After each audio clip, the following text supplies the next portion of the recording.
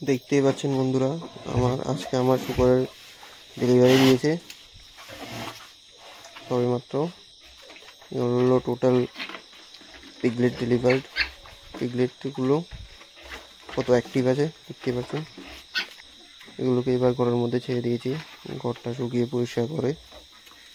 দেখুন কীভাবে খেলছে নিজেদের মধ্যে তারা। এখনো ট্রে থেকে কয়েকটা নামাইনি, নামিয়ে দেবো।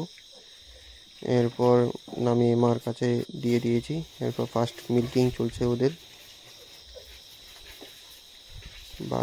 বার্থ নেওয়ার পর ফার্স্ট মিল্কিং করছে ওরা। দেখতে পাচ্ছেন কত অ্যাক্টিভ আছে।